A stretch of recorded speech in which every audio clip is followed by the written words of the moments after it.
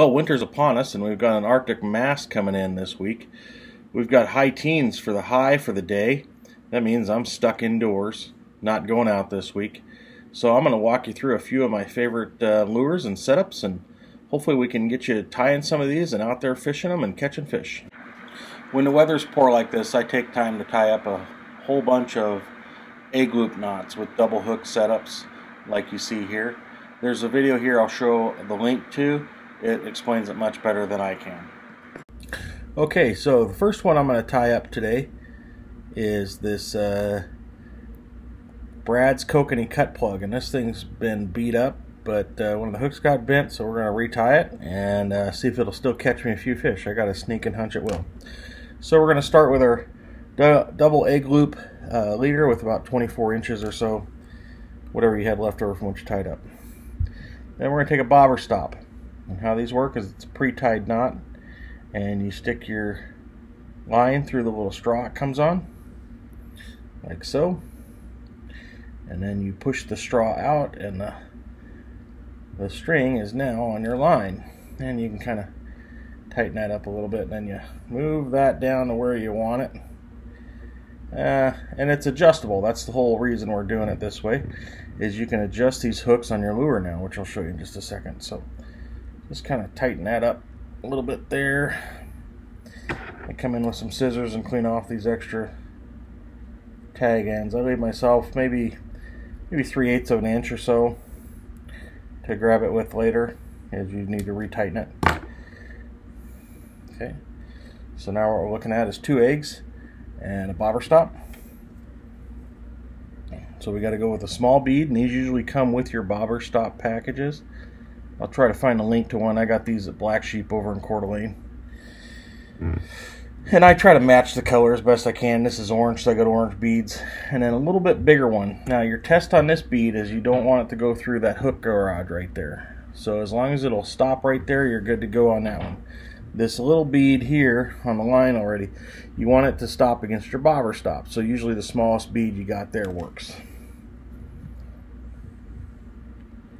Stick that through there like so. Now you got just a double set up there. Now I skip this bottom insert and I go straight through the hook garage, and I've been going right up through the middle. You can change that. There's 2 inlets there. I've been using the middle, but feel free to experiment and see which one works best for you. So now that goes through there. Now how I set these is I try to make sure the eye of that hook is right there at the back of that thing. But of course it's adjustable, so you just push a little and that'll slide, and you can tighten that up if you want, or if they're short biting, you can run it back there a little ways and have the hooks kind of dangling back there. I have found for me that about like that, with about a maybe 1/2 inch and a hook right there at the back of the lure, works the best. And then all I do with this other piece here, clean that off, is I come to a little crane swivel. Nothing fancy, just something to give it some swivel at the top end here. For these little guys, they do spin a lot, but this works pretty good for me. So on this one, we're just doing your standard fisherman's knot. So you go through there, make a loop, make 5 to 8 twists in it.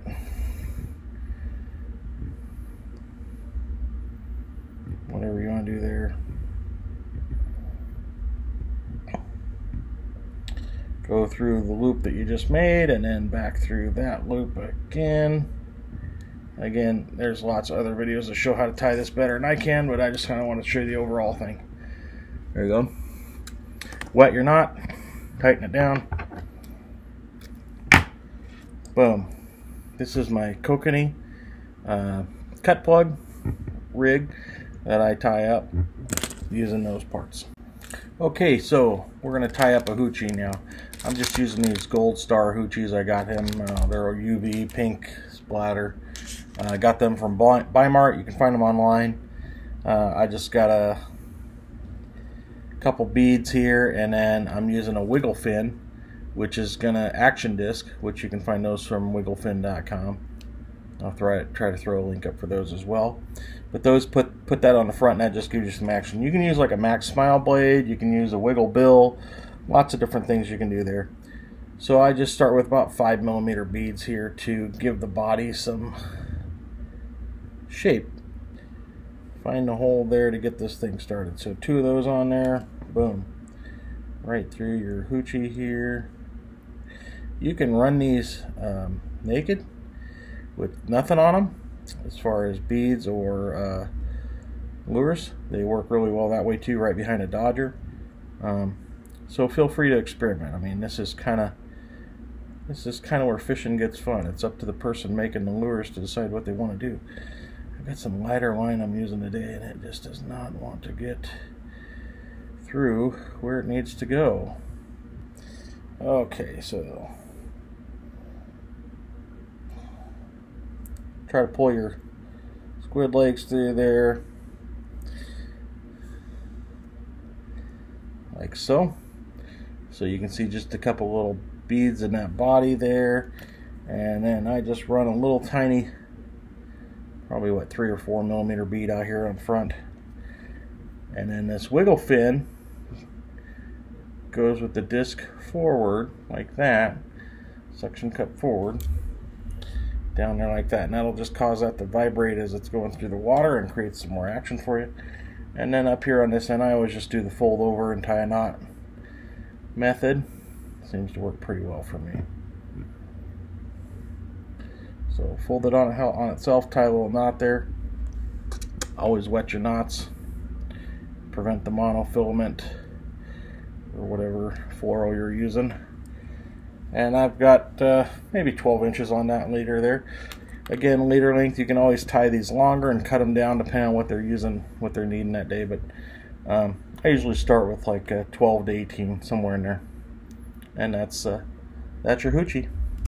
Okay, so now we're going to make a spinner, and this would be similar to like a Kokobo or Rocky Mountain tackle, like an assassin spinner. I've just got I believe this is a number 3 willow leaf blade. This is a little hard to see spinner clasp, and then you know, some 5mm beads here. To dress up my spinner, I've got this reflective tape I'm going to stick on there real quick. I just kind of wanted to show you how that works. My wife got a cricket, and I use it for fishing stuff.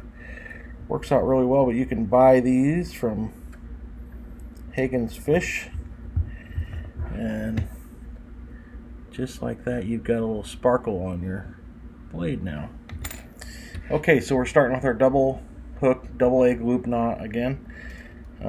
And then we're just going to jump on here with some orange beads, make some kind of orange spinner. Orange seems to have been working pretty well out there lately, so let's make something with some orange in it. Again, there is no limit to the colors of beads you can get.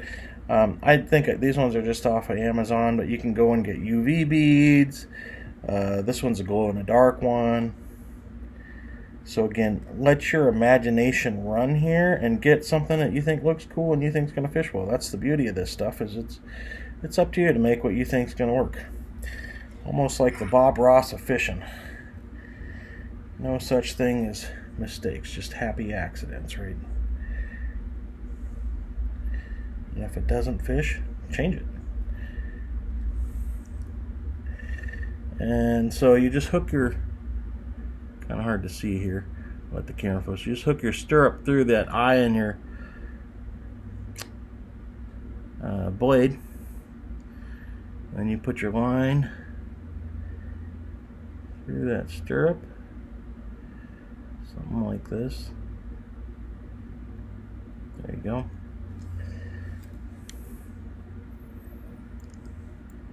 And now you've got a spinner. Just like that. Nothing to it. You can get all these components for really, really cheap compared to what they're selling these lures for.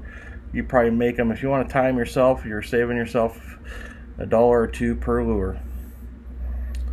So, probably the most expensive thing in all this is the hooks, which don't underspend on hooks. I really like these hooks. I'll throw a link in there too, but these are the Gamakatsu number 2s. Just wet that knot before you tie it real down.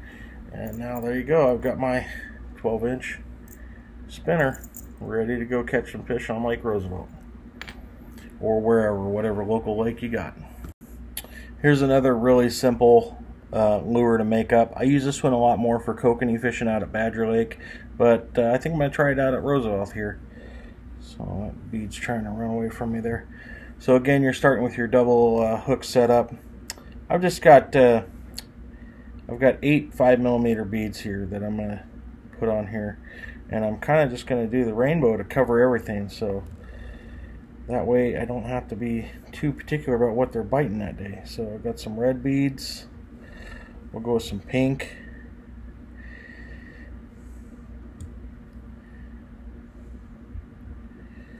A couple of oranges here.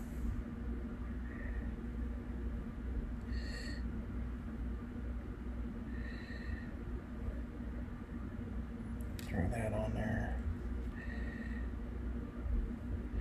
Couple greens to finish it off, and then I've just got this 0.8 Max Smile blade in a UV glow moon jelly type thing, and then something about like that. So normally I only run about 6 beads, but I figured I'd make this one a little longer. You can do the same thing with wedding rings here. You could add a spinner instead of a smile blade. Again, you can do just about anything you want here. You're just adding some color and a little flash to it, and then you're going to bait that with probably some corn or maggots or something like that. But very simple, effective lure here. Not much cost into this at all. And then, you know, to finish it off, we're just going to double over and tie the knot like I tie all my leaders after I get them set up.